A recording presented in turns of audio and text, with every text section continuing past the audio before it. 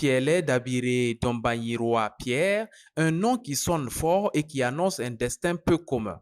À 85 ans et l'esprit vif comme un jeune étudiant, Pierre Dabiré a été directeur de la radio-télévision Voltaïque. Nous sommes là en 1983. Avant cela, il a été pendant 5 ans directeur de la formation professionnelle, des études et de la recherche au ministère de l'Information. Nous retiendrons aussi que Pierre Dabiré a été de 1975 à 1978 le directeur de cabinet du président de la République de Haute-Volta. Il sera ainsi le bras droit du président Sangoulé Lamizana. La carrière de Pierre Dabiré s'est construite également en France, plus précisément à Paris. Il y sera adjoint au directeur du service de presse de l'Organisation pour le développement du tourisme en Afrique, ODTA. Que d'échelons gravis pour celui qui commencera sa carrière professionnelle en tant qu'enseignant.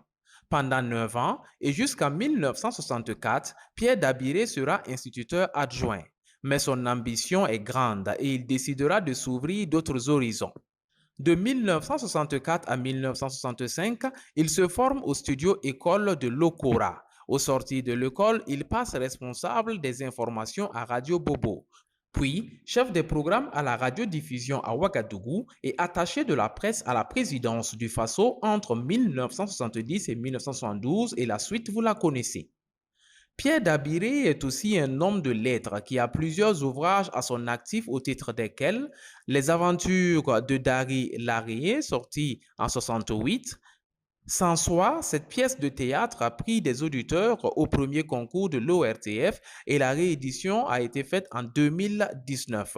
La fille du siècle, Le Pacte, les contes philosophiques Yangwana et le roi, le griot place rôle et fonction dans la société africaine, sorti en 2016, les immigrés du silence en 2016 également, la trappe et un recueil de nouvelles. Pierre Dabiré est aussi un homme politique militant de première heure du MLN avec le regretté Joseph Kizerbo entre autres. Il est resté fidèle à la ligne première du parti. Marié et père de 6 enfants, 3 filles et 3 garçons, celui qui est venu au monde le 30 avril 1935 dans le village de Guéguéré est aujourd'hui le doyen de la famille, le chef, le sage vers qui tous accourent pour prendre des leçons de vie.